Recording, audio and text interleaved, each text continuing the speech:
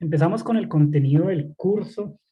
Básicamente vamos a ver movimiento oscilatorio en una dimensión, pero antes quiero darles algunos preliminares matemáticos para ver cómo están ustedes, ¿no? Preliminares no solo matemáticos, sino también de física, para ver más o menos cómo están.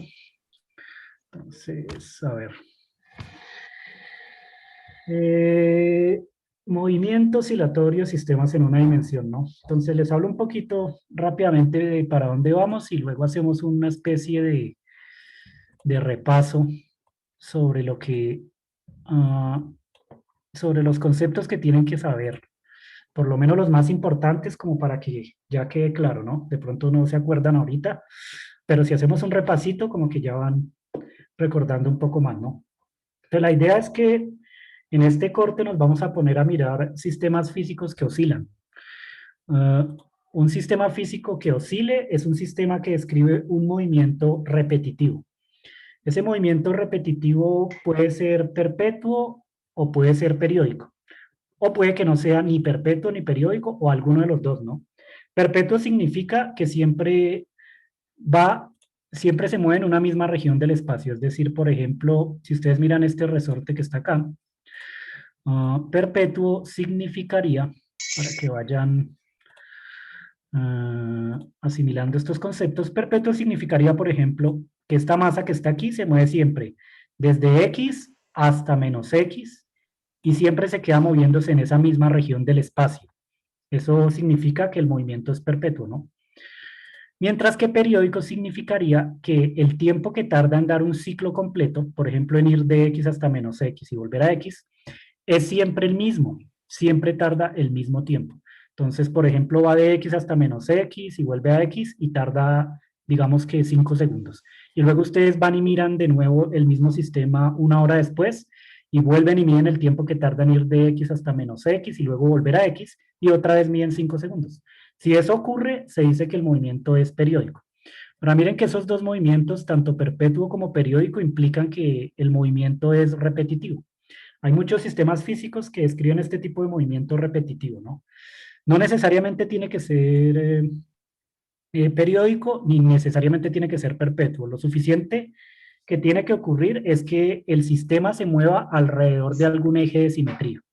Por ejemplo, aquí esta masa se está moviendo alrededor de este eje que voy a dibujar acá, ¿no? Este es como un eje de simetría. Este cero que está acá, la masa está oscilando alrededor de este eje de alguna manera. Más adelante vamos a describir en detalle cómo oscila, ¿no? Es decir, vamos a encontrar una función que me dice precisamente cómo cambia la posición de esta masa con el tiempo y de esa manera yo puedo saber cómo está oscilando la masa. Sí, pero más adelante vamos a calcular eso bajo ciertas aproximaciones y en fin, ¿no? Pero pues hay más sistemas aparte de este sistema masa-resorte que describe un movimiento oscilatorio. Por ejemplo, si ustedes cogen un sólido cualquiera, y hacen pasar aquí una varilla o un pivote, se los dibujo acá con esta X, acá, hacen pasar a través de este sólido una varilla y ustedes desplazan ese sólido una cierta distancia, un cierto ángulo cita de su posición de equilibrio, lo desplazan y lo sueltan, entonces el sólido va a empezar a oscilar alrededor de esta posición de equilibrio que está aquí descrito con esta letra O. Entonces miren que es otro ejemplo de un movimiento oscilatorio que es repetitivo, ¿no? Va y vuelve, se queda oscilando alrededor de un eje de simetría. Lo mismo pasa, por ejemplo, con este ejemplo que está aquí, el péndulo de torsión. Si ustedes cogen una varilla rígida, esto que está aquí es una varilla rígida, se lo señalo acá. Esto es una varilla rígida, si piensen en una varilla rígida, la unen a un cilindro, ¿cierto? A un cascarón cilíndrico o a una sección de un cilindro, un disco cilíndrico, por ejemplo, y la unen aquí en este extremo, y ustedes cogen el cilindro y lo desplazan un ángulo hacia la derecha, por ejemplo, este ángulo cita máximo que está acá, y luego sueltan el sistema. Si hacen eso, este disco va a empezar a rotar alrededor de esta varilla que está aquí, ¿cierto? Y entonces lo que está haciendo es describir un movimiento oscilatorio. De nuevo, la forma precisa en cómo va a oscilar este sistema es lo que vamos a describir más adelante. Ahorita simplemente quiero que tengan una noción de lo que significa un movimiento oscilatorio, ¿no? Piensen en un movimiento repetitivo, un sistema físico moviéndose siempre alrededor de algún eje de simetría, de algún eje de simetría. Lo mismo pasa con el péndulo simple, ¿no? Ustedes en el péndulo simple lo que hacen es coger una cuerda, la unen en un extremo a una masa y en el otro extremo lo dejan fija en algún techo, ¿cierto? O en algún soporte y desplazan este sistema de su posición de equilibrio también un cierto ángulo zeta, phi, alfa, beta, como lo quieran llamar, ¿no? Lo desplazan un cierto ángulo.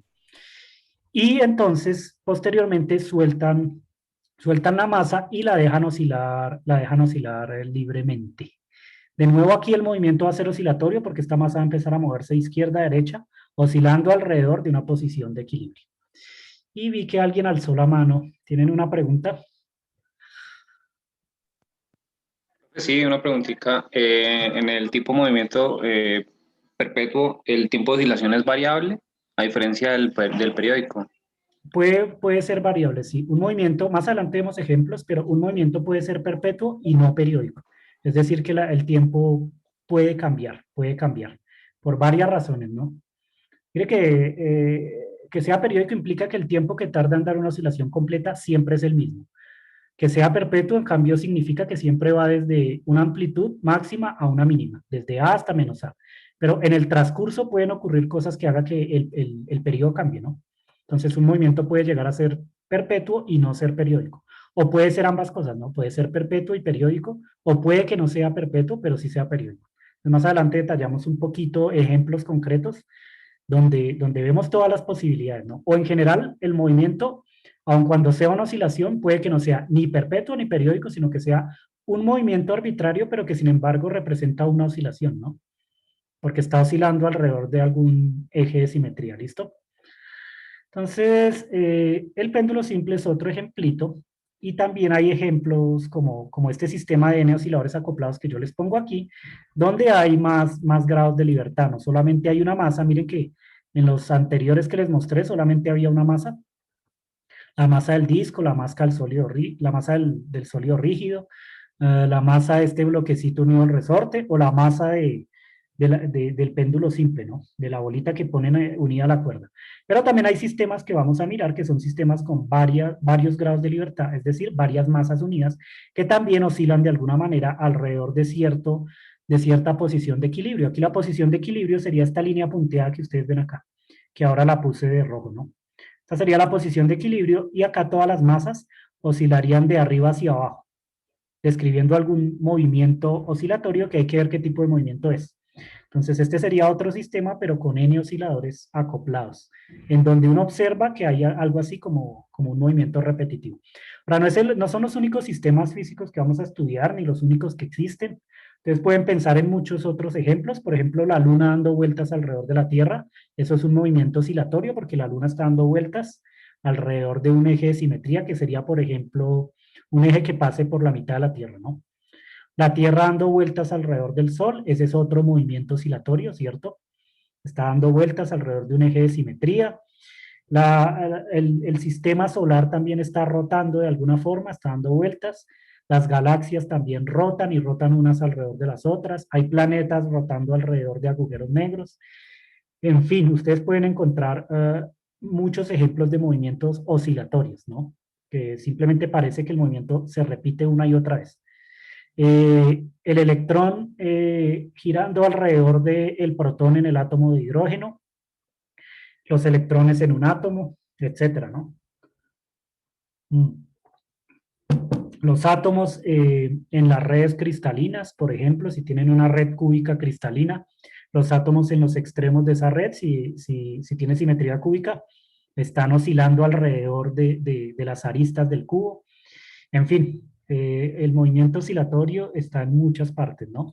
Una onda de sonido propagándose en el aire, los fotones en la radiación electromagnética van oscilando también, las ondas electromagnéticas. La luz es una forma de oscilación también, entonces la luz que sale de un bombillo y se propaga hasta sus ojos o se reflejan los materiales y vuelve a sus ojos, está oscilando también esa luz, está describiendo un movimiento oscilatorio. Cualquier cantidad de ejemplos de este tipo de movimiento, ¿no? Entonces es importante en la naturaleza estudiar el movimiento oscilatorio porque aparece en muchos sistemas físicos, ¿no? Y varios de los sistemas físicos que uno describa los puede describir en términos de este movimiento. Es decir, si ustedes logran describir de manera precisa el movimiento de una partícula o en general de un sistema físico, después van a poder usar ese conocimiento para hacer aplicaciones prácticas, ¿no? La idea es que si uno entiende cómo se comporta la naturaleza, después puede manipularla y hacer aplicaciones. Entonces, por eso es importante siempre primero entender cómo se comporta, entender las reglas de juego, cuáles son las leyes físicas que manejan la naturaleza, que la rigen, ¿no? Cómo son esas leyes de comportamiento y luego, una vez que uno sabe cómo se comporta, entonces sabiendo cómo se mueven las cosas, qué movimiento describen, uno puede entonces empezar a hacer aplicaciones, ¿no? Empezar a hacer aplicaciones. Por ejemplo, si ustedes piensan en el primer tren que existió, que es el tren de vapor, en el tren de vapor hay varias aplicaciones de la física, ¿no? Es una aplicación del movimiento armónico simple, porque las ruedas funcionan así. Las ruedas están unidas a algo así como un pivote, ese pivote tiene una varilla que va a dar por allá un pistón, y de tal forma que cuando la rueda describe un movimiento circular uniforme, el pistón describe un movimiento armónico simple, ese pistón se conecta a un gas y el gas se conecta a una caldera, ¿no? Entonces, dependiendo de la temperatura de la caldera, el gas se comprime o se dilata, ¿cierto? Se comprime, se dilata. Como se comprime y se dilata, hace mover el pistón con un movimiento armónico simple y eso produce un movimiento circular uniforme en las ruedas, ¿no? Entonces, usted ve que los trenes de vapor lo que hacen es poner encima de una caldera, pues, estar cambiando la temperatura a toda hora, ¿no? Hacerla que sea más caliente y más fría, más caliente y más fría, de modo que el gas que está en el pistón se comprime y se expande, se comprime y se expande y produce el movimiento en una rueda, ¿no? Como funciona un tren de vapor, es aplicación de la termodinámica y del curso de oscilaciones y ondas, ¿no? Es una aplicación directa a ambas cosas. Y así, ¿no? Pueden haber muchas aplicaciones que nosotros vamos a discutir más adelante, pero lo importante ahorita es entender que antes de aplicar hay que tener algún conocimiento lo más preciso posible de cómo se comporta la naturaleza, porque las aplicaciones surgen de ahí, ¿no? Del entendimiento de la naturaleza, después uno aplica las cosas. Entonces, este es el tipo de cosas que vamos a ver. Este corte lo vamos a discutir varios ejemplos de manera muy precisa, pero antes de empezar, digamos, yo les voy a dar una metodología para resolver problemas, no solo en oscilaciones y ondas, sino un problema en física en general. Yo les doy una metodología donde ustedes ven exactamente cómo se debería resolver un problema en física, ¿no? En física.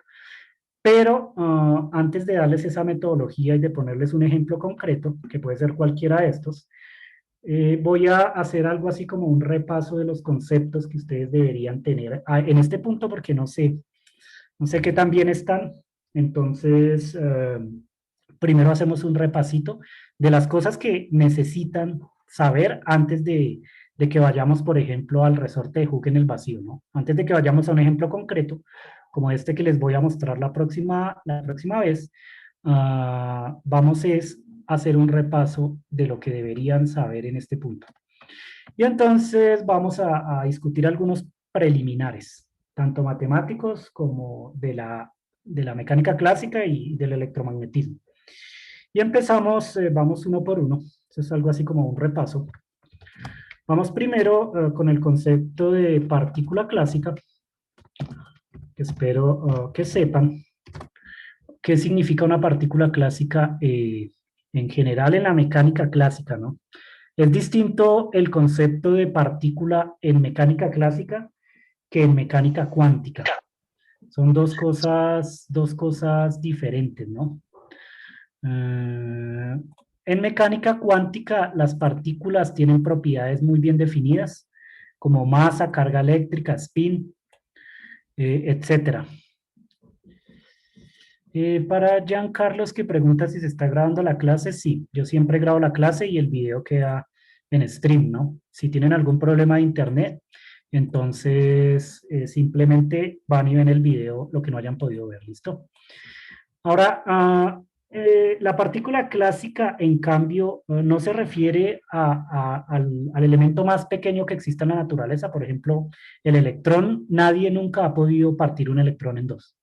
¿Sí? Ese es un hecho científico, un hecho experimental.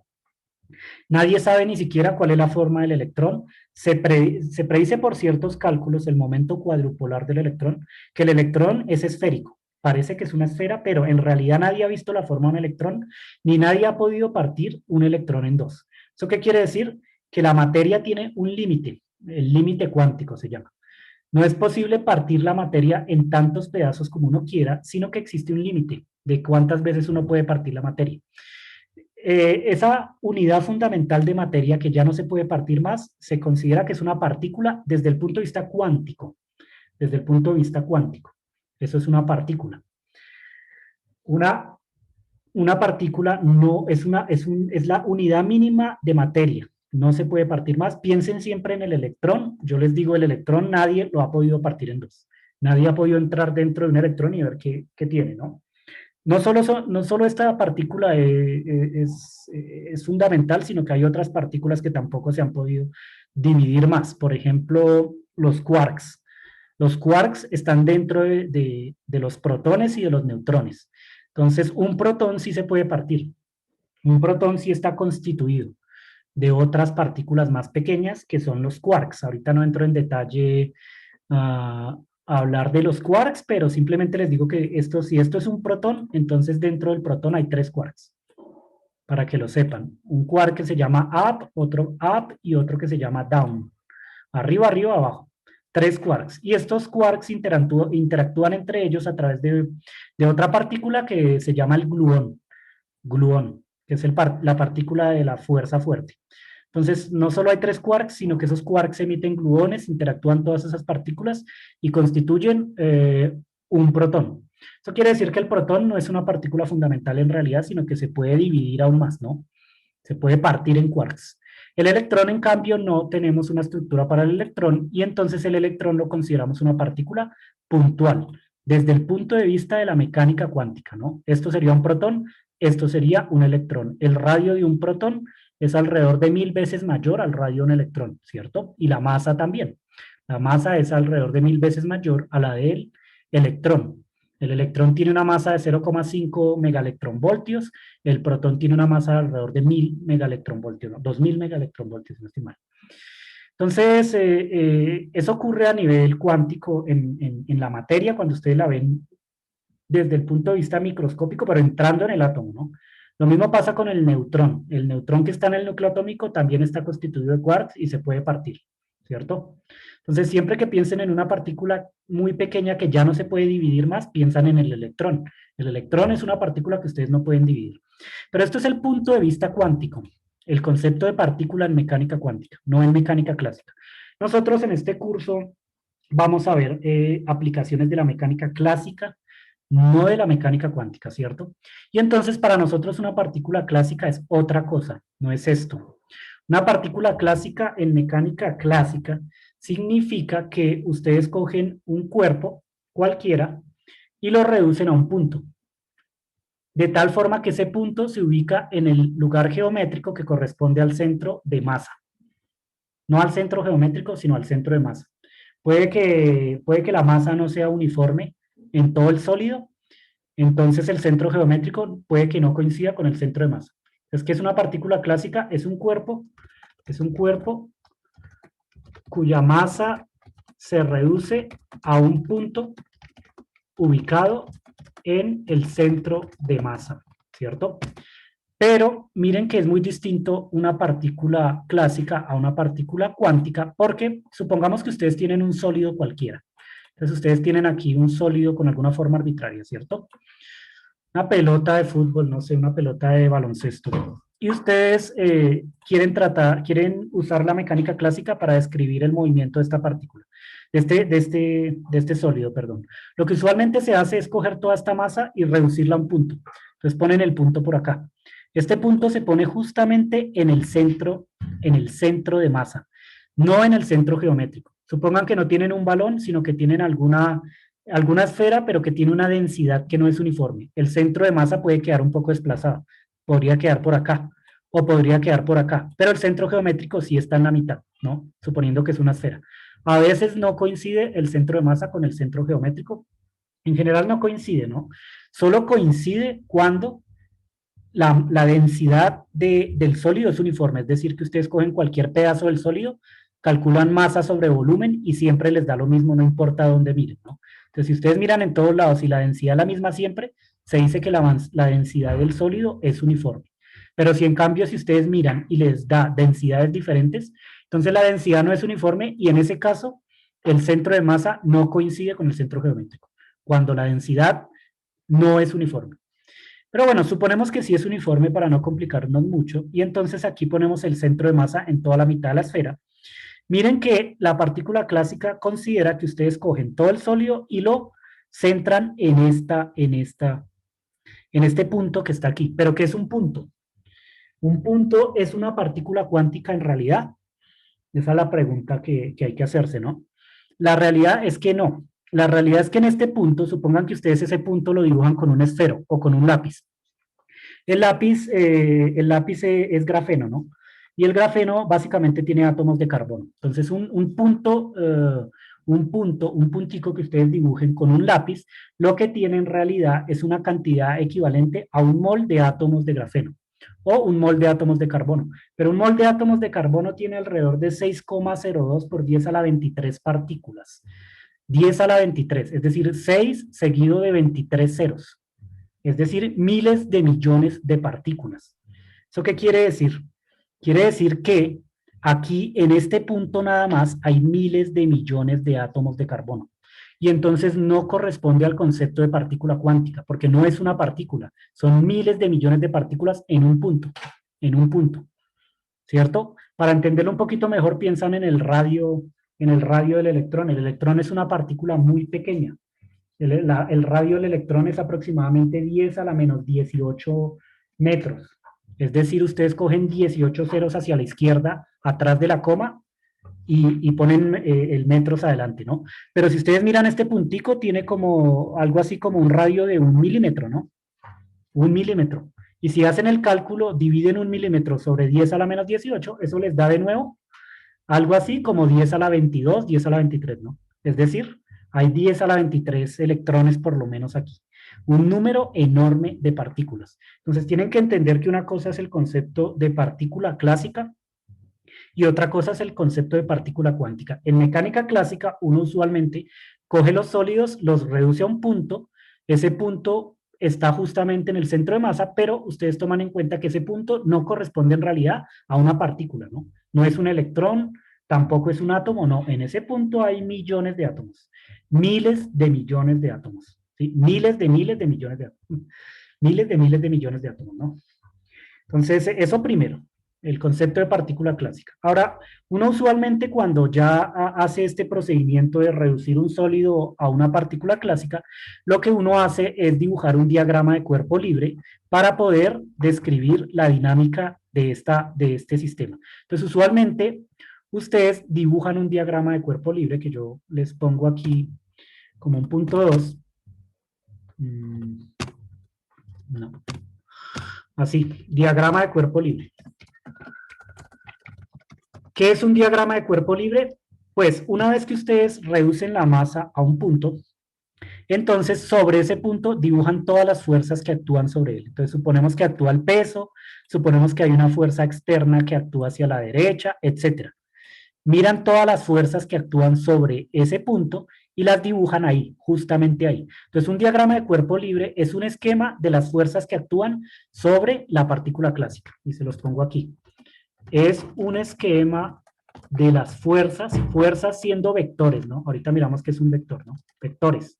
Es un esquema de las fuerzas que actúan sobre la partícula clásica. Y ustedes partícula clásica lo entienden como una aproximación del sólido, redujeron el sólido a un punto, ¿no? Entonces, cuando dibujan un diagrama de cuerpo libre, antes de encontrar la dinámica de cualquier sistema físico, ustedes hacen esto, ¿no? Ponen un puntico que está en el centro de masa y encima de ese punto dibujan flechas. Esas flechas corresponden a las fuerzas que están actuando sobre el cuerpo. Por ejemplo, el peso hacia abajo. Por ejemplo, si esto era una masa unida a un resorte, entonces aparece una fuerza de restitución hacia atrás, ¿cierto? Si está sobre una mesa, entonces aparece una fuerza normal hacia arriba, etcétera, ¿no? Esto sería un diagrama de cuerpo libre. No es necesario que dibujen el sólido, pueden dibujar únicamente el puntico. Entonces, ustedes, cuando dibujan un diagrama de cuerpo libre, antes de resolver cualquier problema, lo que hacen es poner un dibujito de este tipo. Un puntico con estas flechas, y estas flechas indican fuerzas, y son flechas porque la fuerza es un vector. Entonces son vectores, ¿no? Son vectores, las fuerzas son vectores. Y entonces aquí hacemos un repasito de cuáles son las cantidades físicas que nosotros medimos en la práctica, cuáles son las que nos interesan a nosotros, y entonces ponemos acá como un tercer punto, cantidades físicas, ¿no? ¿Qué son las cantidades físicas? Bueno, hay dos tipos de cantidades físicas en las que nosotros vamos a estar interesados. No que sean las únicas, pero pues sí, por lo menos las más importantes. La primera son los escalares. Las cantidades físicas son las cantidades que medimos en la práctica, lo que se mide en la práctica, que es lo que se puede medir en la práctica, en el experimento. Y entonces, en general, se clasifican de la siguiente manera. Pueden ser escalares o pueden ser vectores. Un escalar es una cantidad física que solo necesita de una componente para ser representada. Una componente y una unidad. Entonces lo escribo aquí. Es una cantidad física que solo necesita de una componente para ser representada, ¿cierto? Y su correspondiente unidad física, ¿no? Entonces, por ejemplo, pensamos en ejemplos acá. Por ejemplo, ejemplos de cantidades escalares son los siguientes, ¿no? La masa de una partícula que se denota con la letra M, y sus unidades son los kilogramos en el sistema internacional, ¿no? Miren que esta es la letra que usualmente se usa para describir la masa, y las unidades de masa son los kilogramos en el sistema internacional. Los kilogramos se denotan con una K mayúscula y una G minúscula, kilogramos. Así se escribe, ¿no? Vamos a separar un poquito esto. Así, así. Entonces la masa es un ejemplo. Se mide en kilogramos. Esta notación, cuando ustedes cogen una cantidad física y la ponen dentro de unos corchetes cuadrados, significa las unidades de esa cantidad. Por ejemplo, esto significa las unidades de la masa son los kilogramos. Siempre que ustedes quieran decir cuáles son las unidades de una cantidad física, ponen esa cantidad dentro de corchetes cuadrados y ya. Es una cuestión únicamente de notación, ¿no? Entonces, la masa. ¿Por qué la masa es un escalar? Porque solo se necesita de un número para describirla. Entonces, ustedes van y miden con una balanza, pueden medir la masa de una cantidad de materia, ¿no? Y les va a dar un número y una unidad. 0,8 kilogramos, 7 kilogramos, 10 kilogramos, 1 kilogramo. Solo necesitan un número, una sola componente, que es lo que estoy diciendo aquí. Solamente una componente. Ahora, esta no es la única cantidad física que es escalar, sino, por ejemplo, pueden medir una longitud. Bueno, las longitudes, por lo general, se denotan con la letra L, ¿cierto? O L mayúscula. Y las unidades de las longitudes en el Sistema Internacional de Medidas, que es el que siempre vamos a usar nosotros, algo así. Las unidades de las longitudes son los metros, ¿no? Que se denota con la letra M, y que ustedes no tienen que confundir con esta M de acá, ¿no? Esta M es masa, la otra M que está aquí es metros, ¿no? Entonces, para que de pronto no se confundan mucho, voy a bajar la masa con una M mayúscula, ¿no? Así. Longitud. La longitud se mide en metros, ¿no? En una sola dimensión. Entonces, es otra cantidad escalar porque ustedes solo necesitan de un número para describirla. Un número y una unidad. ¿Sí? Miden una distancia, por ejemplo, y les da 5 metros. Eso es una cantidad escalar, ¿no? Un número, una distancia. Ahora, también está el tiempo. El tiempo es otro escalar, ¿no? Entonces ustedes ponen aquí, el tiempo se denota con la letra T minúscula por lo general, y las unidades del tiempo son los segundos, Entonces esta es otra cantidad escalar que usualmente usamos, el tiempo, que se mide en segundos. Entonces ustedes cogen un reloj y miden el tiempo que tardan en ir de aquí, desde su casa hasta la tienda de la esquina, y les da que eso vale 60 segundos, ¿no? 120 segundos, ¿no? Un número, una unidad. Entonces es una cantidad escalar. Hay otras cantidades escalares, pero estas tres son las tres cantidades fundamentales que uno mide: masa, longitud y tiempo. Cualquier otro escalar, cualquier otra cantidad escalar tiene unidades que son derivadas de estas tres. Estas tres unidades que están aquí son las unidades fundamentales: kilogramos, metro y segundo en el sistema internacional o en el sistema KMS, como suele llamársele, ¿no? KMS, kilogramos, metros y segundos. Y cualquier otra cantidad física se puede obtener a partir de estas tres, incluso sus unidades, ¿no? Entonces hay otras cantidades físicas derivadas de ellas, como por ejemplo la energía. La energía es otro escalar. La energía usualmente se denota con la letra E. Y las unidades de energía son los joules, ¿cierto? Los joules. Pero los joules son también newton por metro, ¿no? Y los newton, que son unidades de fuerza, se pueden escribir en términos de las tres unidades fundamentales. Un newton se puede escribir como kilogramo por metro sobre segundo cuadrado. Entonces los joules son kilogramo por metro sobre segundo cuadrado y de nuevo por metro otra vez, ¿no? Entonces son unidades. Yo ahorita no me pongo a escribirles toda la relación explícita en términos de estas tres unidades que están aquí, pero sí se los digo, ¿no? Estas son unidades derivadas de las tres que están aquí. Kilogramo por metro cuadrado sobre segundo cuadrado son los joules. Pero usualmente no se usan esas unidades derivadas, sino que la energía se da en joules y listo. También se puede dar en otros sistemas de unidades. Por ejemplo, los electronvoltios también son unidades de energía, ¿no? Pero usualmente se usan los joules.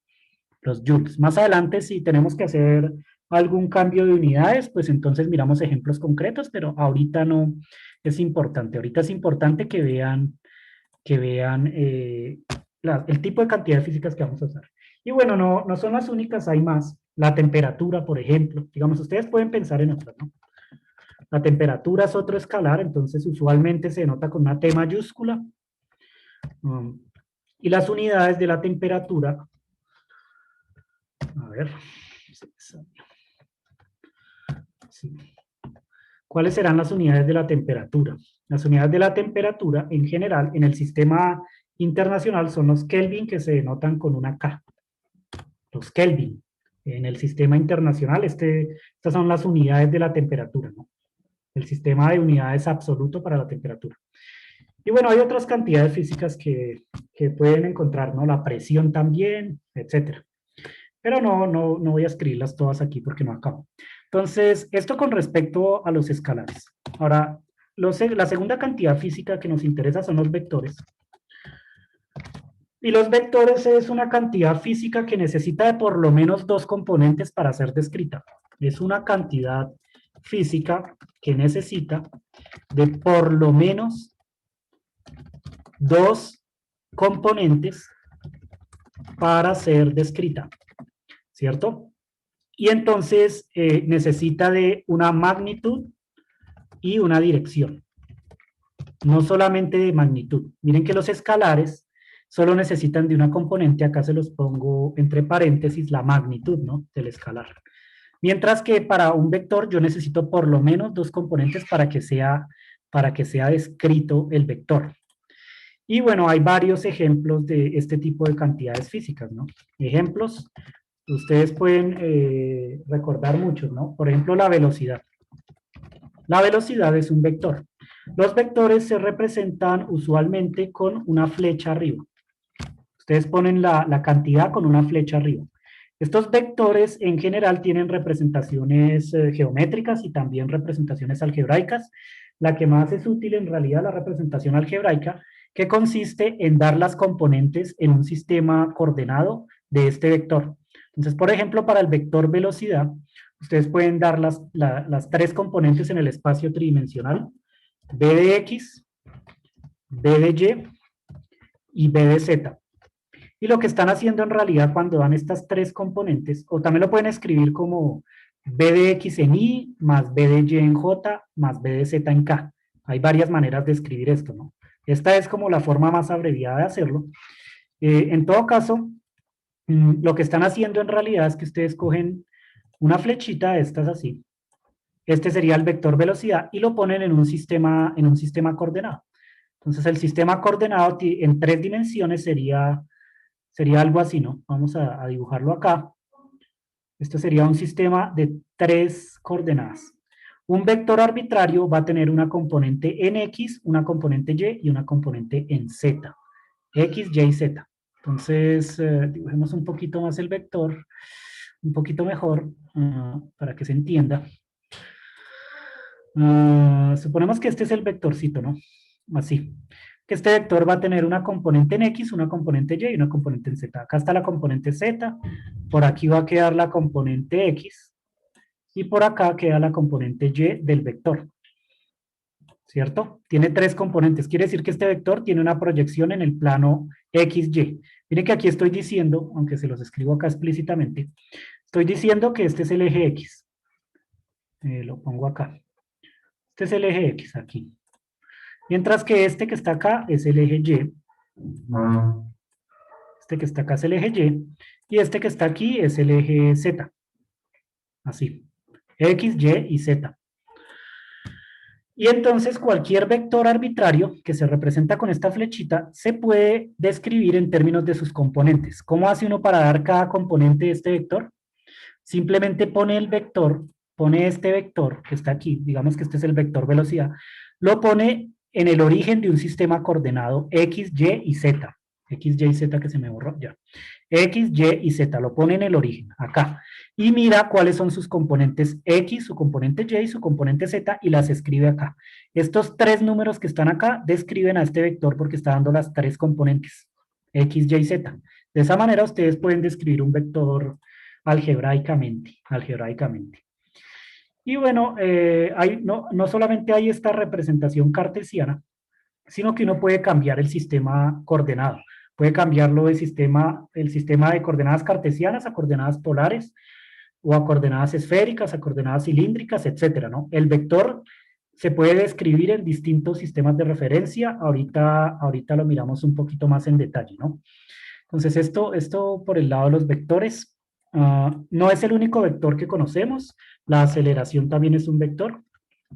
Aceleración, recuerden, la aceleración es la derivada de la velocidad con respecto al tiempo. La velocidad es la derivada de la posición. Entonces, hay varios vectores, ¿no? Entonces, la aceleración, creo que les voy a poner el vector posición primero, para que les quede ordenado. Vector posición, que usualmente se denota con la letra R minúscula, así, y se escribe en términos de sus coordenadas como X, Y y Z. ¿Qué hace el vector posición? Me da la posición de una partícula. Entonces, si por ejemplo la partícula está acá, aquí está la partícula, entonces yo pongo un sistema de referencia, este sistema coordenado X, Y, Z, y la distancia desde el origen de ese sistema hasta el punto donde está la partícula me define la magnitud del vector posición. Ese vector posición puedo darlo en términos de sus 3 componentes, X, Y, Z, como puse aquí. El vector posición, ¿no? Está el vector velocidad. Recuerden que la velocidad se calcula como la derivada de la posición con respecto al tiempo. Más adelante lo vamos a usar de todas formas, ¿no? La derivada de la posición con respecto al tiempo, que también tiene 3 componentes en general en el espacio tridimensional, ¿no? Si estamos en un espacio de 2 dimensiones, entonces solo tiene 2 componentes, ¿no? Y está la aceleración también, que en general se denota con la letra A, ¿cierto? Y lo mismo, ¿no? En el espacio tridimensional tiene 3 componentes, A de X, A de Y y A de Z. Este sería el vector aceleración. Estos son los más importantes, los que más se usan, pero no son los únicos que hay, ¿no? También está el vector fuerza, que usualmente ustedes van a denotar con la letra F mayúscula, ¿cierto? Y también tiene 3 componentes, Fx, Fy, Fz, en el espacio tridimensional. Así. Y hay otros vectores en los que ustedes pueden pensar, el momento angular, el momento lineal, etcétera, etcétera. No son los únicos que hay muchos vectores que van, el campo eléctrico, el campo magnético, el vector de Poynting, se me ocurren bastantes, ¿no? Pero ahorita no vamos a escribirlos todos, no los vamos a escribir todos porque tenemos un tiempo finito. Estas no son las únicas cantidades físicas que existen, no solo son los escalares y los vectores, sino que existen otro tipo de cantidades físicas, los tensores. Los tensores también existen, pero nosotros aquí todavía no vamos a ver tensores porque requieren de un formalismo mucho más avanzado para poder verlos, requieren de que estudien un poquito de geometría diferencial y bueno, aparecen cuando estudian, por ejemplo, física de materiales. Si ustedes quieren ver, por ejemplo, cómo es la conductividad eléctrica de un metal, esa conductividad eléctrica, si el metal no es isotrópico, cambia con la dirección en la que ustedes miren. Si ustedes miran hacia la derecha, el metal tiene una conductividad. Si miran hacia el frente, tiene otra conductividad. Si miran hacia atrás, tiene otra. Si miran hacia abajo, tiene otra. Cambia con la dirección, ¿no? Esa cantidad física, la conductividad eléctrica, entonces se tiene que representar con un arreglo matricial que incluya todas las direcciones. Un arreglo de números, en realidad, no matricial porque no tiene propiedades de matriz. Un arreglo, un conjunto de números que se representan con tensores. Tensores. Entonces también existen los tensores. Pero aquí no nos vamos a detener a hablar de tensores, hay muchos, ¿no? El tensor esfuerzo-energía, el tensor de Ricci que me dice la curvatura del espacio-tiempo, en fin, hay muchos tensores, pero aquí no vamos a ver tensores. Más adelante, puede que a final de carrera o en posgrado sí les toque tratar con tensores y con geometría diferencial un poquito, ¿no? Un poquito. Entonces, por ahora, simplemente escalares y vectores. No son las únicas cantidades físicas que existen. Existen los tensores, existen los espinores, existen los twistores, en fin.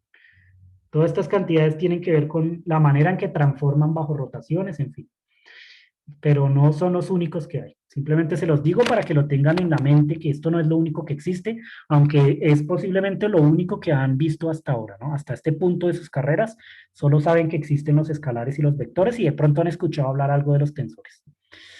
Entonces, ahora que sabemos muy bien cuáles cantidades físicas vamos a considerar, entro un poquito en un repaso del álgebra lineal, sobre todo para el caso de los vectores, ¿no? Porque aquí es importante que ustedes sepan representar vectores en distintos sistemas coordenados. Entonces, los vectores, como ya les estaba mencionando, que se los escribo aquí aparte, como un punto 4, representación algebraica y geométrica de los vectores. Con los escalares no tenemos tanto problema. Operar con escalares es fácil, ¿no? Ustedes pueden hacer productos y sumas de escalares, ¿no? Entonces no hay mucho que decir porque, digamos, si ustedes tienen un sistema que tiene dos bloques y quieren preguntarse cuál es la masa total del sistema, ustedes solo suman las masas, ¿no? Si el bloque 1 pesa 1 kilogramo y el bloque 2 pesa 0,5 kilogramos, entonces el sistema de los dos bloques va a pesar 1,5 kilogramos, ¿no? Entonces, no hay ningún problema porque como estos son números reales, todas las cantidades físicas escalares se representan todas con números reales. Entonces, operar con ellos es intuitivo para nosotros y es fácil, ¿no? Es multiplicar, es dividir, es sumar, es restar, todas estas operaciones algebraicas que, bueno, seguramente ustedes ya saben muy bien, ¿no? No es que les va a costar mucho sumar dos tiempos, ¿no? Suman dos tiempos fácilmente. Ustedes cogen un cronómetro, miden un tiempo, les da 5 segundos y luego miden otro tiempo, les da 10 segundos, el tiempo total, pues 15 segundos, ¿no? No les va a costar mucho, porque los números reales, aun cuando tienen propiedades muy complejas, resulta intuitivo para usar en las aplicaciones, ¿no?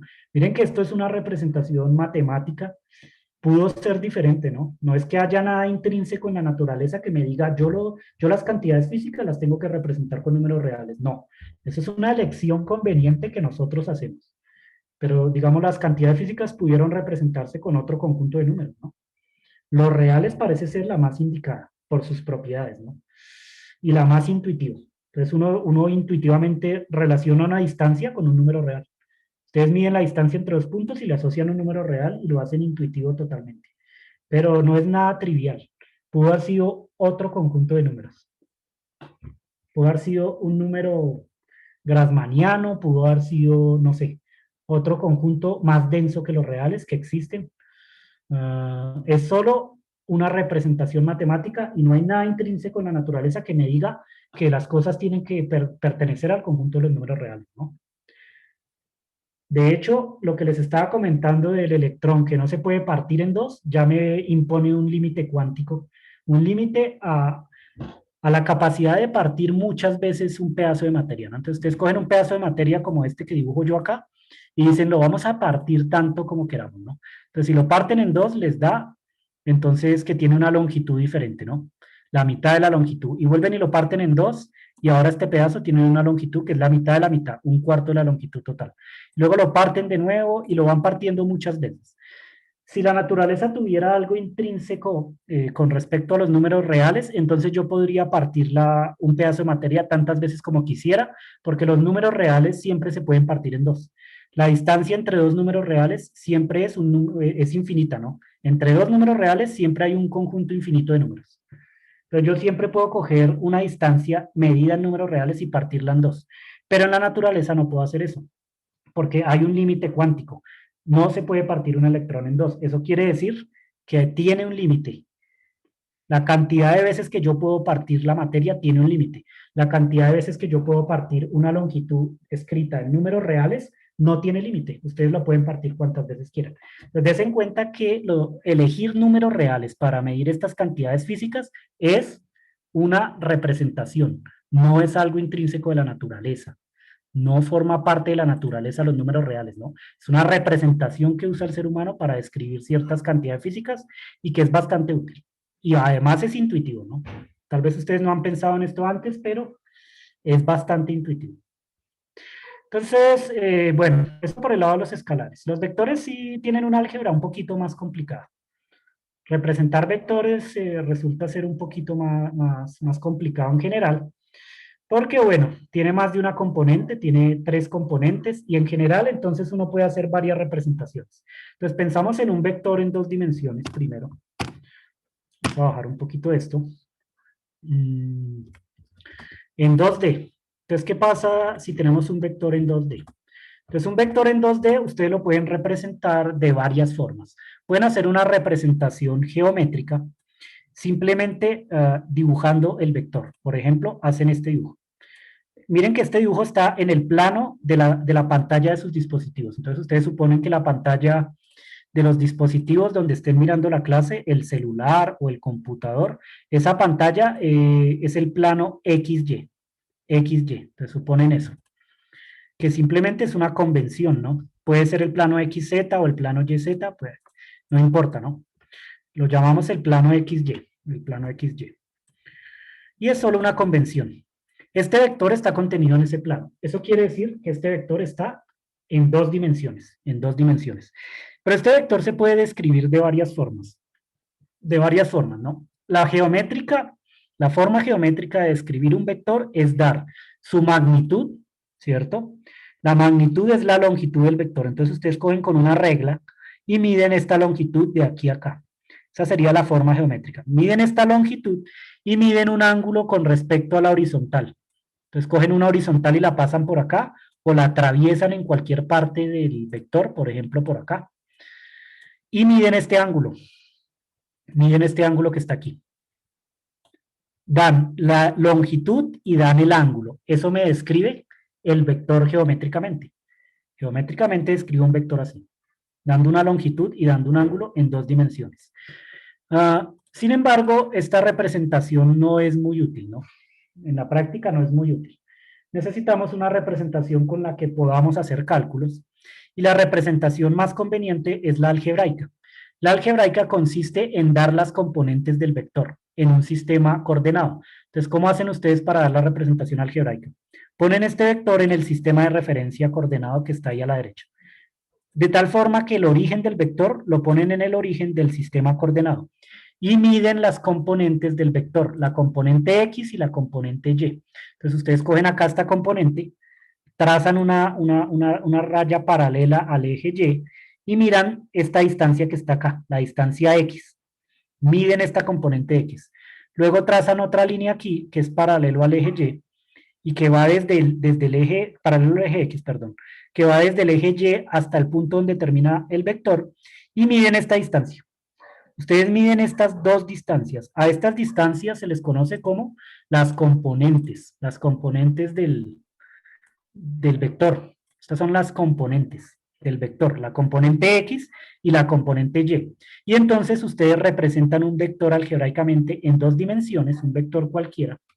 Lo representan, aquí vamos a escribir el vector con una V mayúscula de vector. Entonces ponemos la flechita acá. No. Vector lo representan con dos componentes que ustedes pueden escribir así, como b de x en dirección y unitario, ¿cierto? Más b de y en dirección j unitario. Este gorrito que está arriba significa que estos son los vectores unitarios. Los vectores unitarios tienen norma unidad. Si ustedes miden la longitud de un vector unitario, les da que ese vector tiene la norma igual a 1, o su magnitud, su longitud es igual a 1, por eso se llaman unitarios, ¿no? Y aquí simplemente sirve para decirme cuál es la dirección de cada componente. B de X en dirección Y más B de Y en dirección J. En todo caso, se necesitan de dos componentes, la X acá y la Y aquí, para describir este vector. O también pueden escribirlo de manera totalmente equivalente, simplemente dando las dos componentes, B de X, B de Y.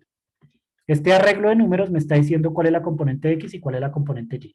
Con esta representación algebraica yo puedo hacer cálculos más fácil que con la representación geométrica. Por ejemplo, puedo sumar y restar vectores más fácil que hacerlo geométricamente, porque geométricamente me toca ponerme a hacer dibujitos, el dibujito del paralelogramo, que espero que se acuerden, ¿no? Que uno pone la flecha de este vector, la punta del vector, lo pone en la parte de atrás del otro y luego suma el vector total, en fin. No vamos a entrar tampoco en los detalles geométricos porque son cosas que ya cualquiera sabe. Nos quedamos únicamente con la representación algebraica. Entonces se representa así, un vector que está aquí. Y estos vectores en dos dimensiones tienen más de una representación coordenada. Nos interesa sobre todo la cartesiana, esta que está aquí es la representación cartesiana. Entonces yo se los escribo acá. Representación cartesiana es esto que está acá. Pero no es la única representación que hay. También está la representación polar. Entonces, vamos a mover estos dibujitos. Dejémoslos ahí. Bien, mandamos esto para abajo. Así. Representación cartesiana y miramos la representación polar, que va a ser útil. Porque uno debe explotar las simetrías de los problemas. Entonces, si yo tengo un problema que tiene simetría cartesiana, uso coordenadas cartesianas para que sea más fácil solucionar el problema. Si tengo un problema que tiene simetría polar, es decir, alguna partícula moviéndose en un movimiento circular de alguna forma, describiendo una trayectoria circular o una trayectoria de arco, entonces es más conveniente usar coordenadas polares, porque el problema se resuelve más fácil. Y si tengo alguna partícula moviéndose en una esfera, o tiene simetría esférica el sistema físico, entonces uso coordenadas esféricas. Si tiene simetría cilíndrica, uso coordenadas cilíndricas, así, ¿no? Si se está moviendo sobre un toroide, uso coordenadas toroidales. Es simplemente explotar la simetría del sistema. Entonces, a veces es necesario usar la representación polar. La representación polar simplemente me relaciona las coordenadas, en este caso en dos dimensiones, X y Y, con el ángulo y la longitud del vector, es decir, con sus propiedades geométricas. Miren que las coordenadas polares son la coordenada R y la coordenada zeta, es decir, el ángulo y la distancia. Las coordenadas polares son este angulito que está acá, pero además la longitud de la flecha. Esas son las coordenadas polares. Y ustedes siempre pueden encontrar una relación entre las coordenadas cartesianas y las coordenadas polares. La relación es fácil de ver. Yo la escribo aquí. B de X igual a ¿qué? ¿Cuál es la relación entre b de x y, por ejemplo, este ángulo y la longitud? Este ángulo que está acá y la longitud de la flecha. La longitud de la flecha se suele escribir de la siguiente manera. Se suele escribir como el valor absoluto de todo el vector b, así. Esta notación significa la longitud de la flecha o la magnitud del vector, la norma del vector. O también se suele escribir simplemente la letra b sin la flecha arriba, ¿sí? Las dos notaciones son equivalentes. Pero esto va multiplicado por algo. Si yo les digo que calculen la componente x acá, ¿por qué tendrían que multiplicar? ¿Qué cantidad tiene que multiplicar a la longitud de esta flecha para calcular esta componente que está aquí? ¿Qué tendrían que hacer? El coseno, ¿no?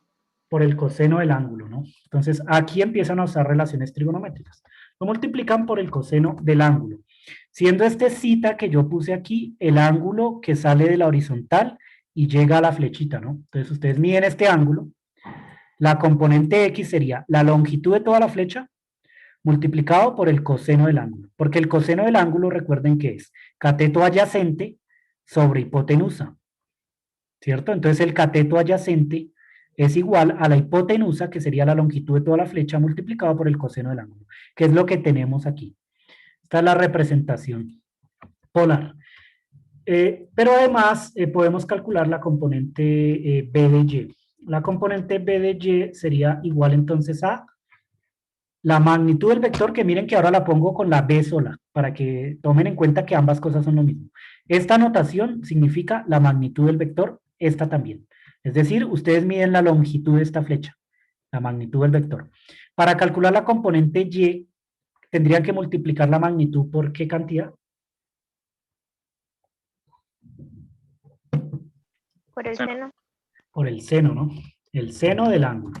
Porque el seno del ángulo es el cateto opuesto sobre la hipotenusa. Eso quiere decir que el cateto opuesto es igual a la hipotenusa por el seno del ángulo, ¿no? Son relaciones trigonométricas que también tienen que ir recordando porque a toda hora pues se usan, ¿no? Se usan a toda hora, tienen que saber trigonometría también. Y bueno, esta es la manera en la que yo, conociendo el ángulo y la longitud de un vector, puedo calcular sus componentes cartesianas, ¿no? B de X y B de Y como están aquí. Si conozco la longitud y conozco este ángulo, que lo puedo medir experimentalmente, con una regla y con un transportador, entonces puedo calcular las dos componentes del vector. Pero a veces requerimos la transformación inversa, ¿no? ¿Cómo sería la transformación inversa? Es decir, a veces requerimos, vamos a mover estos dibujitos para algún lado que no me estorben. A veces requerimos lo contrario. Requerimos que a partir de las coordenadas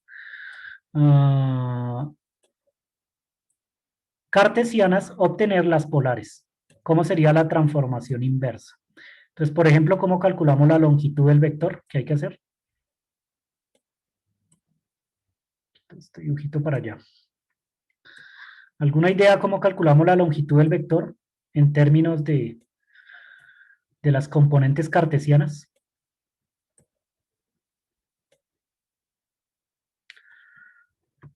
La transformación inversa, ¿cuál sería? Miren que las coordenadas polares, ¿cuáles son? No se les vaya a olvidar. Es la longitud del vector y el ángulo. Entonces yo les pongo aquí entre paréntesis para que no se les olvide. La longitud del vector, que la llamamos con esta B, también el ángulo. El ángulo que es el ángulo zeta. El ángulo zeta. Tomen en cuenta que yo esto que estoy escribiendo son las notas de clase y entonces es para que ustedes traten más de ponerle atención al curso antes que ponerse a estar escribiendo a toda hora, ¿no? Yo de aquí genero un PDF. Este PDF yo lo subo a las notas de clase. Entonces acá les quedan las notas, ¿no? Yo le subo al equipo de Teams en la carpeta notas de clase, yo subo este PDF. El PDF que voy generando aquí y eso les queda como una fuente para que estudien. Entonces no se preocupen tanto por estar tomando apuntes, sino que más bien traten de ponerle atención a la clase. Entonces, ¿cómo sería la transformación inversa? Significa, ¿cómo hago yo para calcular, por ejemplo, B en función de B de X y B de Y? Que miren que aquí teníamos, era B de X en función de B y el ángulo, B de Y en función de B y el ángulo. Pero ahora quiero lo contrario, quiero calcular B que es la longitud de esta flecha, en términos de sus componentes cartesianas b de x y b de y. ¿Cómo se hace eso? Con la raíz de la suma de las componentes al cuadrado, ¿no? Eso, pero eso tiene un nombre, ¿no? Con ¿Cómo se llama? Pitágoras. El teorema de Pitágoras, sí. Entonces usamos el teorema de Pitágoras. Entonces escribimos lo que su compañero dice, ¿no? La raíz cuadrada de b de x al cuadrado más b de y al cuadrado. Y si quiero calcular, esta sería la primera, ¿no? Dejémoslo aquí al ladito también. Y si quiero calcular el ángulo, ¿cómo hago? ¿Alguna idea? Con tangente. Con la tangente, ¿no? Entonces, para ser más específico, lo hacemos así. El ángulo se puede calcular. Bueno, lo ponemos primero así, ¿no? Luego lo corrijo. La tangente del ángulo se puede calcular como b de y sobre b de x.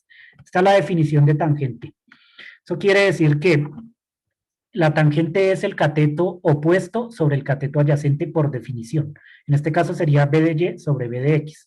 Si lo que queremos es calcular el ángulo, entonces ustedes aplican el inverso a ambos lados, tangente a la menos 1.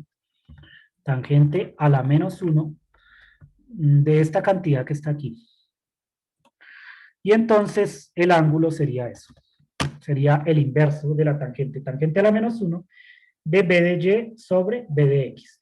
Y de esta forma yo puedo ir de las coordenadas cartesianas a las polares. Entonces lo toman en cuenta porque nosotros vamos a ver problemas, por ejemplo el péndulo simple, que tiene simetría polar y entonces estas cositas hay que tenerlas presentes. Hay que recordar este sistemas coordenados. Más adelante les hablo de los vectores unitarios polares, pero eso lo dejo ya para cuando veamos un ejemplo concreto, ¿no? Porque hay que definir el vector unitario tangente y el vector unitario radial, pero cuando veamos el ejemplo concreto lo discutimos, ¿no? Aquí simplemente dejamos las transformaciones. En 3 dimensiones las cosas son un poquito más complicadas. Miramos rápidamente en 3 dimensiones, no nos detenemos mucho en los detalles porque no acabamos nunca, esto es más un resumito que tengan. En 3 dimensiones, entonces un vector en su representación cartesiana o en coordenadas cartesianas, lo ponemos así. En coordenadas cartesianas, un vector se puede escribir como, puede ser un vector cualquiera, ¿no? Esta V significa vector. El vector puede ser posición, aceleración, velocidad, momento lineal, momento angular, fuerza, cualquier cosa, ¿no? Esta V es de vector. El vector en 3 dimensiones usted lo puede escribir como b de x en y, más b de y en j, más b de z en k, donde i, j y k son los vectores unitarios. Recuerden que un vector unitario es un vector que tiene longitud unidad. Es decir, que si ustedes miden la longitud del vector, si suponen que este rojo es un vector unitario y miden la longitud, les da que vale 1. Vale 1, eso es un vector unitario. Y estos vectores apuntan en la dirección, el i apunta en la dirección x siempre, j apunta siempre en la dirección y k apunta siempre en la dirección z. Eso quiere decir que si yo dibujo los vectores unitarios, entonces tengo que, este sería, por ejemplo, bueno, digamos que x va hacia acá, ¿no? Dejémoslo como está este sistema negrito, ¿no? Este sería el vector i. Ustedes miden la longitud y vale 1. La norma de la magnitud es 1. Este sería el y, si miden su longitud vale 1, y el z estaría por acá, ¿no? Si miden su longitud vale 1. Son 3 vectores que me indican la dirección de cada componente, y toman en cuenta que siempre están dirigidos en la misma dirección. Eso quiere decir no cambian con el tiempo. El vector i siempre apunta hacia la derecha, el j siempre apunta hacia arriba y el k siempre apunta, bueno, hacia adentro, hacia adentro o hacia afuera de la pantalla, ¿no? Dependiendo de si el sistema es dextrogiro o levogiro. Entonces nunca cambian en realidad estos vectores. En cambio, en coordenadas polares uno define el vector radial y el vector tangencial y eso sí cambian con el tiempo. Es decir, van cambiando su dirección, pero lo vemos más adelante. Ahorita no nos complicamos con eso. Esto es en coordenadas cartesianas, pero bueno, esto es si el problema que nosotros tenemos tiene simetría cartesiana. Por ejemplo, una partícula moviéndose en línea recta en una dirección arbitraria. Tiene simetría cartesiana. Pero no son las únicas simetrías que existen, sino que en general hay otros sistemas coordenados. Entonces, por ejemplo, hay coordenadas esféricas. Coordenadas esféricas. Y estas coordenadas esféricas se pueden relacionar a las coordenadas cartesianas. ¿Tienen alguna idea cómo es o no? Por ejemplo, b de x, ¿cómo se relaciona con las coordenadas esféricas? Las coordenadas esféricas son un radio que se denota con la letra ρ, un ángulo que es el ángulo azimutal y otro ángulo que es el ángulo polar. Y si yo hago un dibujito en 3 dimensiones, entonces quito estos 2 dibujos, pongo un sistema coordenado de 3 dimensiones, y yo digo de nuevo, este es el sistema X, Y, Z, ¿no? Esta que está aquí es X, esta que está acá es Y, y esta que está aquí es Z. Y quiero representar un vector en coordenadas esféricas, ¿no? Entonces tengo un vector arbitrario, bueno, lo voy a dibujar de otro colorcito. ¿Cuáles son esas coordenadas, no? Entonces, primero, esta ρ que está aquí, esta ρ que está acá, es la distancia que hay desde el origen hasta la punta de la flecha. Dicho de otra manera, esa ρ, en este caso, es la longitud de la flecha. La longitud de la flecha. Este zeta que está acá, primero vemos zeta, es el ángulo polar. Y eso quiere decir el ángulo con respecto al eje Z, que es este que está aquí, es este ángulo. Entonces ustedes cogen del eje Z, que es este que está hacia arriba, hacia la flecha roja, miden ese ángulo y eso les da zeta, que es este ángulo polar que está aquí. Y el phi es el ángulo azimutal. Para poder saber cuál es el ángulo azimutal, ustedes hacen la proyección de este vector en el plano XY. Este es el plano XY. X para acá, Y para acá. Entonces acá les da algo así como una proyección, una sombra, ¿no? Y esa sombra, bueno, la ponemos de color azulito así. Les da este vector. Este vector forma un ángulo con el eje X. Y ese ángulo es este que está aquí. De aquí a acá, este es el eje X, ¿no? Está la proyección en el plano XY y este es el eje Z. Este ángulo que está aquí es el ángulo azimutal, que es este phi precisamente que está acá. Este phi. Entonces tenemos el radio, que es la longitud de la flecha, el ángulo azimutal, que es este ángulo que puse acá con la flecha verde, que es el ángulo del eje X a la proyección sobre el plano XY de esta flecha roja, y el ángulo zeta, que es el ángulo con respecto al eje Z. Son esas 3 cantidades. Estas son las coordenadas esféricas. Y ustedes pueden encontrar las componentes cartesianas en términos de esas coordenadas esféricas, simplemente haciendo lo siguiente. Sería ρ seno zeta coseno phi. ¿Sí o no? ¿O no lo ven? B de Y sería ρ seno zeta seno phi. Y por último, B de Z sería igual a ρ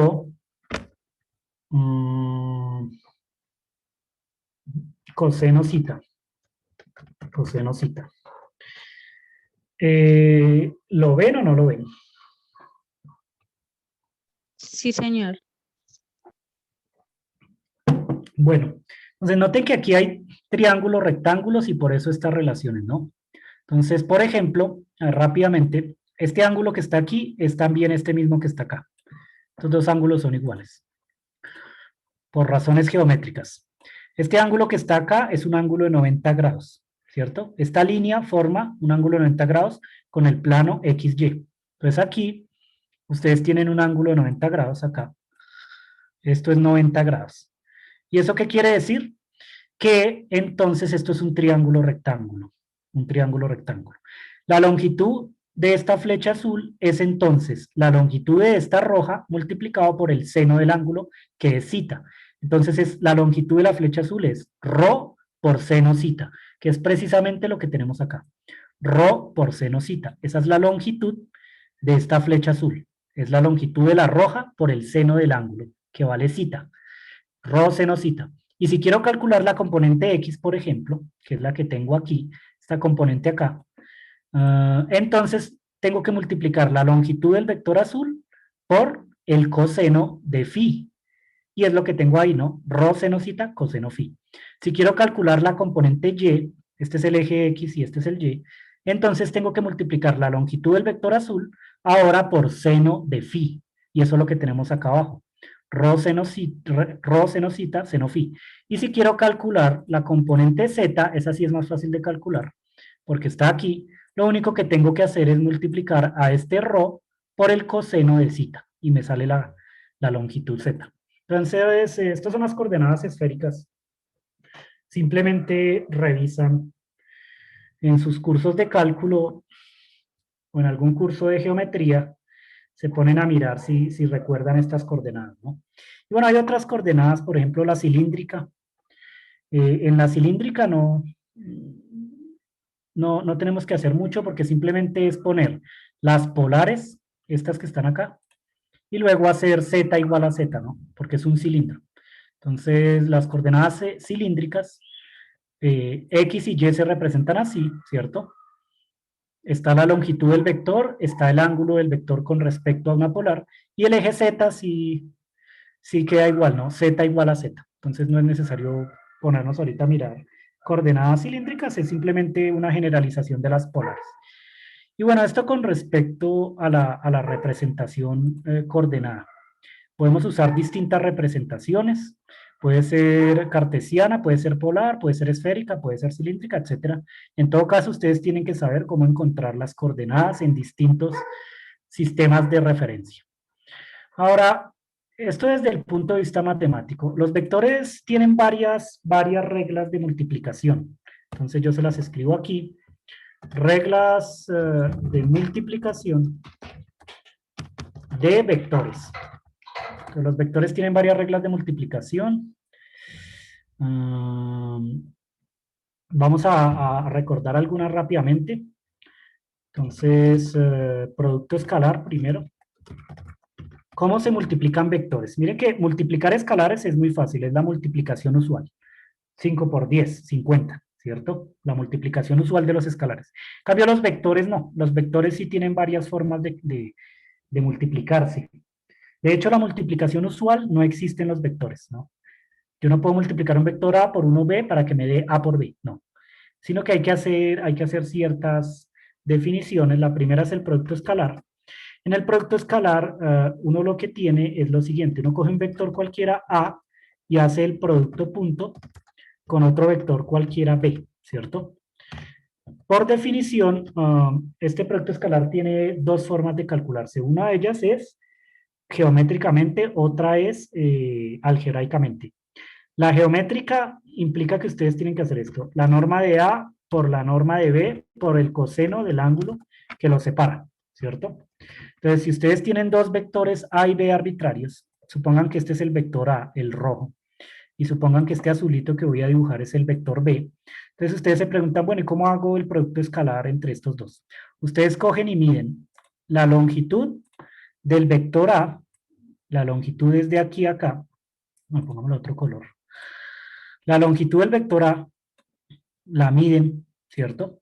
Luego miden la longitud del vector B, que es esto que está acá, y finalmente miden el ángulo que está aquí, ¿no? El ángulo que los separa a los dos. ¿Y qué es lo que hacen? Cogen la magnitud del vector A, lo multiplican por la magnitud del vector B y lo multiplican por el coseno del ángulo. Así se calcula geométricamente el producto escalar de dos vectores. Y se llama producto escalar porque miren que el producto es de dos vectores. Esto es producto escalar o producto punto. Da un escalar, que es un solo número, ¿no? Miren que ustedes tienen dos vectores.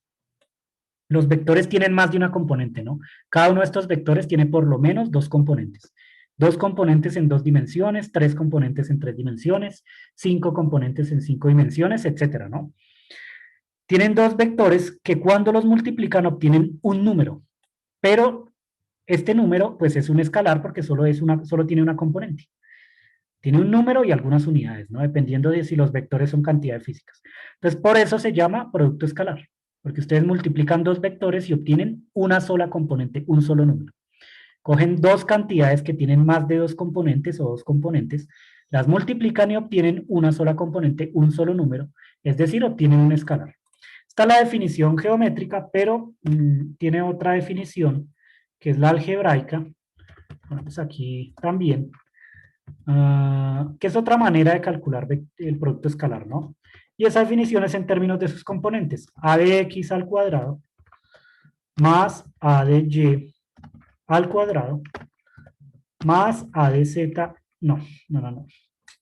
Que ambos no son el mismo, ¿no? A de x por b de x, a de y por b de y a de z por b de z.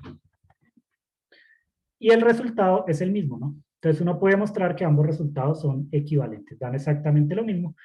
Vamos, aquí no lo vamos a demostrar porque estas son cositas que debieron ver en el primer semestre. Yo simplemente les estoy recordando lo que vamos a tener que usar más adelante. Entonces estas dos representaciones son totalmente análogas. Por ambos caminos uno llega al mismo resultado. Entonces, si conozco la representación polar de los vectores, quiere decir, conozco sus longitudes y el ángulo que los separa, pues calculo el producto escalar así. Pero si lo que conozco son las componentes de esos vectores, la componente X, la Y y la Z, en 3 dimensiones, entonces hago este cálculo. En todo caso, son 2 maneras de calcular el producto escalar. Bueno, ese es el primero, ¿no? El producto escalar. Pero hay otra manera de multiplicar vectores que también vamos a tener que usar, que es el producto vectorial o producto cruz. Miren que el producto escalar suele llamarse producto punto, mientras que el producto vectorial suele llamarse producto cruz. Pero bueno, lo dejamos como producto vectorial y el hecho de que se llame producto punto o producto cruz simplemente tiene que ver con el símbolo que se usa para representar el producto. Entonces el producto escalar se representa con este puntico. Por eso le dicen producto punto usualmente. Mientras que el producto vectorial se representa con una X. Entonces, en el producto vectorial, uno usualmente pone aquí, es una X. Así. Pone una X. Y a esto lo llama producto cruz o producto vectorial. Y esto también tiene, bueno, una forma de calcularse tanto geométrica como algebraica. La forma geométrica es esta. La norma de A por la norma de B por el seno del ángulo que lo separa, multiplicado por un vector unitario, que es un vector perpendicular al plano que define A y B. Así. Quitémosle el gorrito porque no se ve bien. A ver. Mejor así. Un vector unitario perpendicular al plano que define A y B. Entonces, geométricamente, ¿cómo se entiende esto? Ustedes tienen un vector A, de nuevo el vector rojo, ¿no? Y tienen otro vector B, otra vez el vector azul. Este vector B, este vector A y B están contenidos en el plano que define la pantalla de sus dispositivos, que pueden llamar el plano XY. ¿Qué es lo que pasa? Primero, ustedes multiplican el área multiplican la longitud de A, que la miden, ¿cierto? La longitud de A, la distancia de aquí a acá, por la longitud de B, la distancia de aquí a acá. Y luego miden este ángulo que está acá y calculan el seno del ángulo, por el seno del ángulo. A por B por el seno del ángulo. Si ustedes hacen eso, ese producto, entonces geométricamente lo que están calculando es el área de este paralelogramo. Entonces están calculando en realidad esta área que está aquí, toda esta área. Si hacen A por B por seno del ángulo, por seno de cita, lo que están haciendo es calcular toda esta área que está acá. Es la representación geométrica, ¿no? Entonces el producto cruz es el área que define estos dos vectores y miren que eso define un plano, ¿no? El plano XY. Es esta área que está acá. Pero además tiene un vector adelante, un vector unitario. Ese vector unitario es un vector que es perpendicular al plano que define los vectores A y B. Entonces, ese vector es perpendicular. Entonces, es un vector que entra o sale de la pantalla de sus dispositivos. Entonces, yo lo represento aquí con una X, ¿no? Supongan que el vector está entrando en la pantalla. Entonces lo dibujo con una X. La X sería como la cola de la flecha, ¿no? Entra o sale, cualquiera de las dos, dependiendo de cómo se haga el producto cruz. En todo caso, miren que el producto vectorial o el producto cruz entre dos vectores da otro vector, no un escalar, sino otro vector. Pero es un vector que es perpendicular al plano que definen los dos vectores. Tanto A como B definen un plano, la norma o la magnitud de ese producto vectorial es el área de ese plano, el área que define ese plano, y la dirección es un vector perpendicular al plano. Así se tiene que entender geométricamente el producto vectorial entre dos vectores. Lo tienen que entender así. Y bueno, esta es la representación geométrica, pero también hay una representación algebraica que vamos a usar, por eso se las pongo aquí. Y entonces esta representación algebraica, que es equivalente a la geométrica, es la siguiente. Se puede calcular este producto como un determinante. Así. Entonces ustedes ponen una matriz 3 por 3. Aquí ponen I, ponen J y ponen K, siendo I, J y K los vectores unitarios, ¿no? Acá ponen, no ponen, esta no es la notación de determinante, ¿no? Ponen dos lineecitas, así. Esta es la notación de determinante. Y aquí respetan el orden porque el producto cruz o producto vectorial no es conmutativo. Hay que respetar el orden. Entonces ponen, en la segunda fila ponen el primer vector, a X, a Y y a Z. Y en la tercera fila ponen el segundo vector, siempre en ese orden, ¿no? No pueden cambiar el orden. Bx, By y Bz. No pueden cambiar este orden, tienen que ponerlo exactamente así, porque si ustedes cambian el orden, es decir, en vez de poner A cruz B, ponen B cruz A, aparece un signo menos relativo.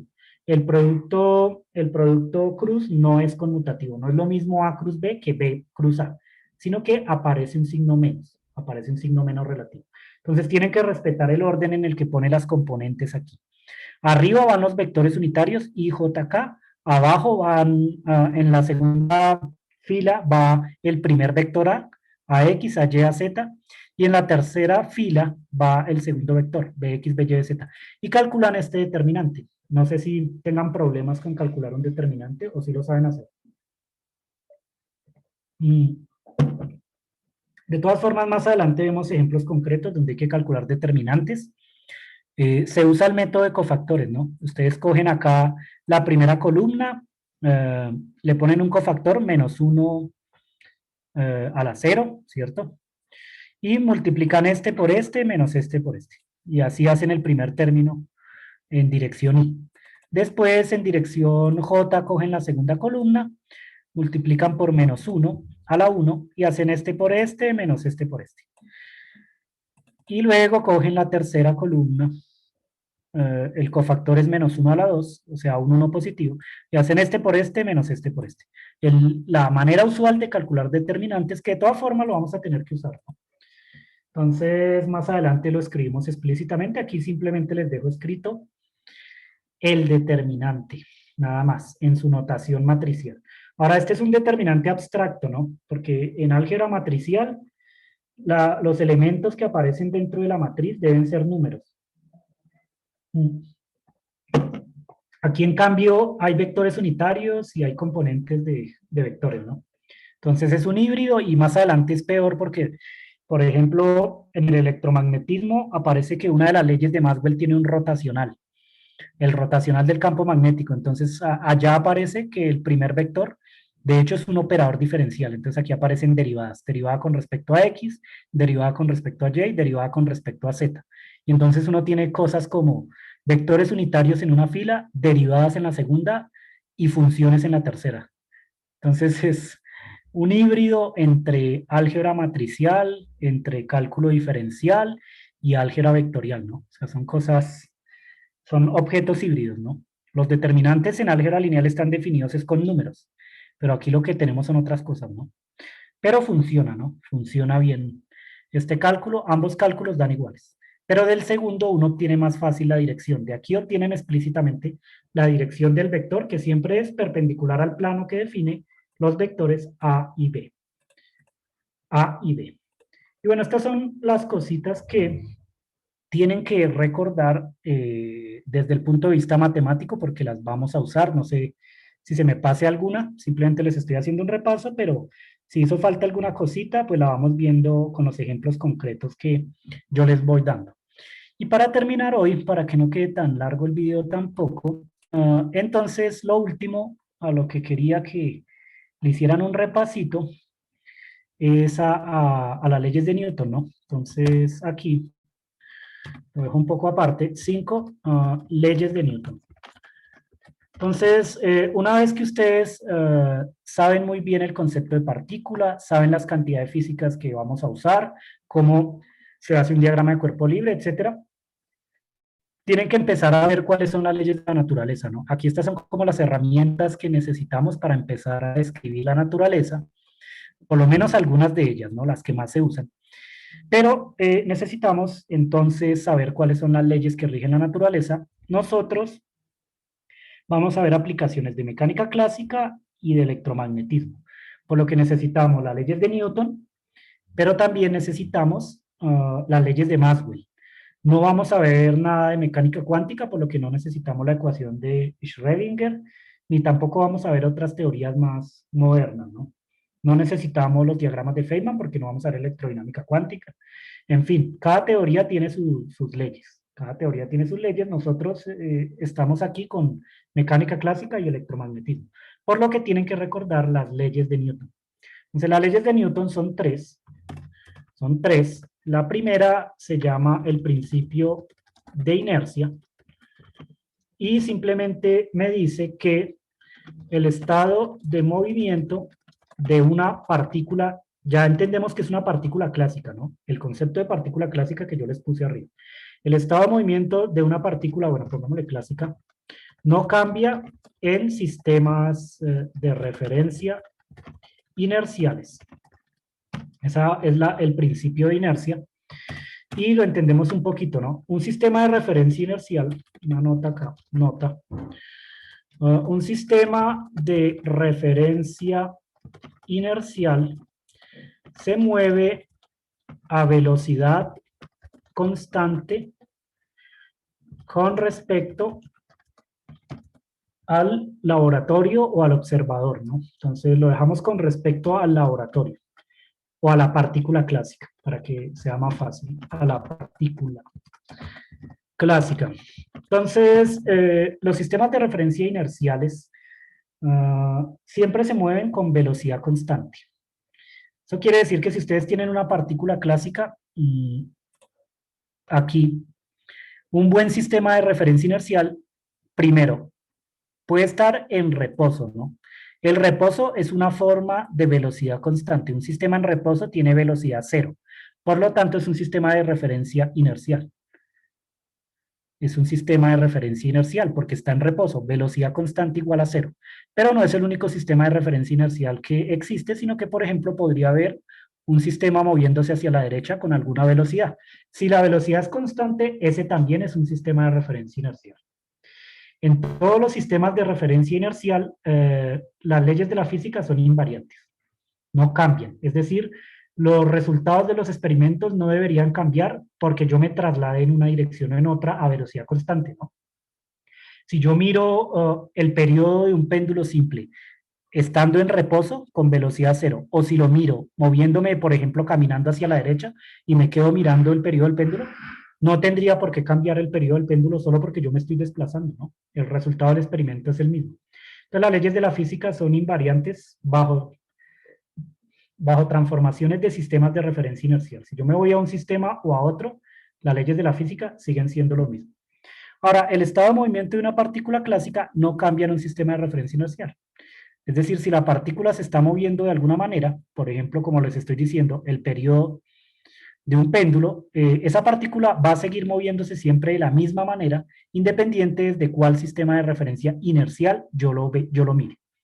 Distinto es si el sistema no es inercial. Si el sistema está acelerado, por ejemplo, eso implica que está dentro de un campo de fuerza, porque fuerza proporciona a la aceleración. Si por algún motivo estoy en un sistema acelerado, es porque hay una fuerza que se está aplicando. Y en ese sistema acelerado, ahí sí cambia el estado de movimiento de las partículas. Se ve diferente. El periodo cambiaría, por ejemplo. Entonces, en sistemas que se muevan con una aceleración, las leyes de la física cambian. Se modifican los resultados experimentales. Entonces, eso es lo que me dice el principio de inercia. Yo no puedo cambiar el estado de movimiento en un sistema de referencia inercial. Que dicho de otra forma, la única manera de cambiar el estado de movimiento de una partícula que se está moviendo libremente es que le apliquen una fuerza, ¿no? Entonces, si ustedes tienen una partícula, aunque aquí no debería yo hablar de concepto de fuerza porque no lo he introducido todavía, ¿no? Aquí no, el concepto de fuerza es la segunda ley de Newton, ¿no? Pero se los digo para que les quede un poquito más claro. Ustedes tienen una partícula que se está moviendo libremente en el vacío, no hay ninguna fuerza. Entonces, el estado de movimiento de esa partícula no tiene por qué modificarse. siempre permanece moviéndose con la misma velocidad en la misma dirección. La manera de cambiar el estado de movimiento de esta partícula es que yo le aplique una fuerza. Si yo le aplico una fuerza, entonces la partícula cambia su estado de movimiento. Se va para otro lado, por ejemplo, cambia la dirección. ¿Sí? Pero si aplico una fuerza, entonces estoy en un sistema de referencia que tiene una aceleración, porque fuerza es proporcional a la aceleración. Entonces, eso es equivalente a decir que ya no estoy en un sistema de referencia inercial. Las partículas solo cambian de movimiento si están en un sistema de referencia que no sea inercial. De lo contrario, no cambian. Así se tiene que entender el principio de inercia. El principio de inercia. ¿Listo? Ahora, este sería la primera ley de Newton. La segunda ley de Newton es la definición de fuerza, que me dice cómo calcular las fuerzas, ¿no? La fuerza total sobre un sistema se tiene que entender como la sumatoria de las fuerzas individuales que actúan sobre ese sistema, suponiendo que, no sé, hay un conjunto de fuerzas que actúen sobre él, y esto tiene que ser igual a la masa por la aceleración global de la partícula. Entonces, si ustedes tienen una partícula que se está moviendo y lo someten a un campo de fuerza externo, le aplican varias fuerzas, sumando vectorialmente estas fuerzas, yo puedo encontrar la aceleración de esa partícula en alguna dirección, ¿no? Entonces, esta es una suma vectorial, no es una suma de escalares, ¿no? No es 5 más 4, ¿no?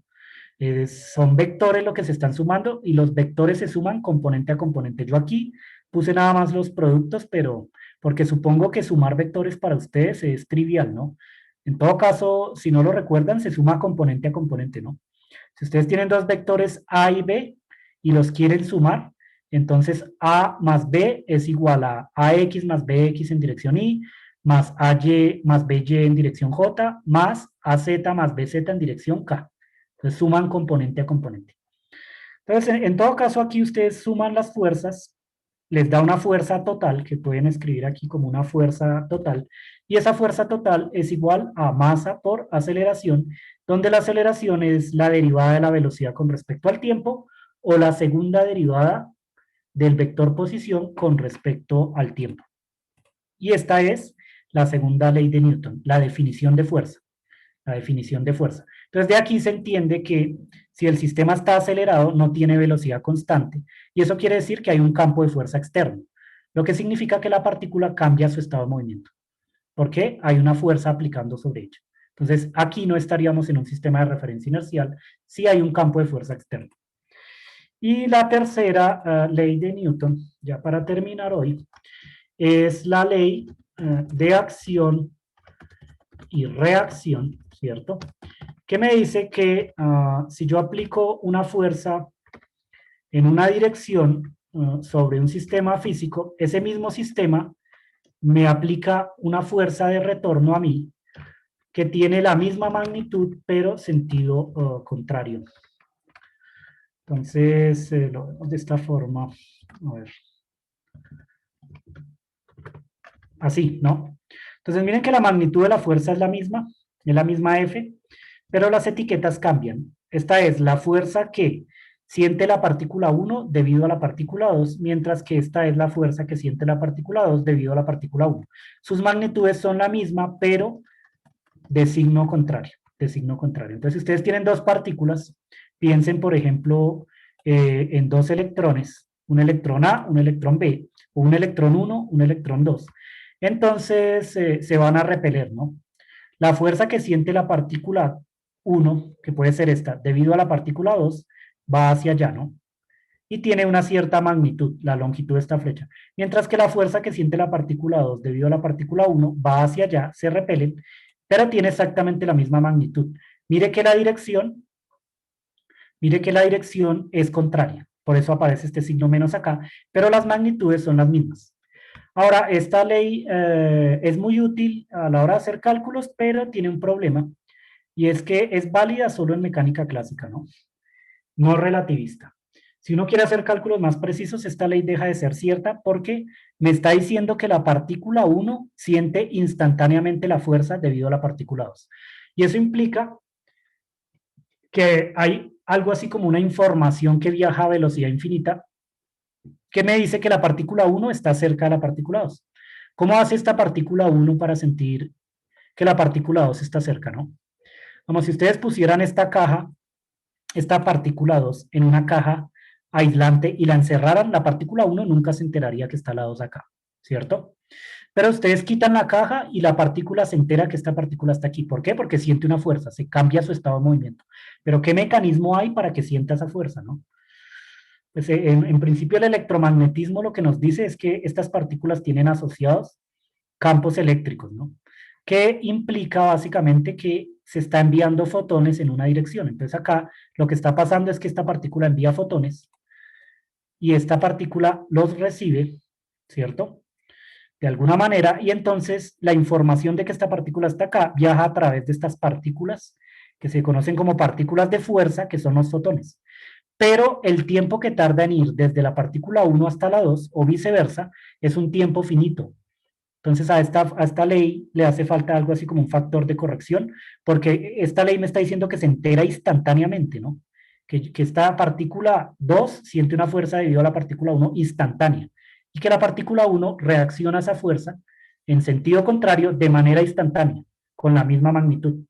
Pero eso implicaría que la información viaja a velocidad infinita y eso está en contra de un resultado experimental, que es un postulado también de la relatividad especial de Einstein, que me dice que nada puede viajar más rápido que la luz. Entonces no es posible que se entere instantáneamente, ¿no?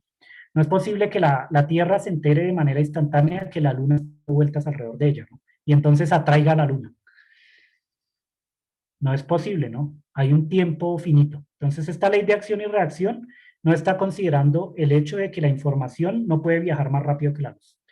Le hace falta como un factorcito acá de corrección, pero desde un punto de vista clásico ese factor de corrección es muy pequeño, muy pequeño. Entonces no se considera. Y bueno, esto era lo que les quería decir hoy. Este es un repasito de todas las cosas que quería que tuvieran presentes. Voy a pausar aquí el video.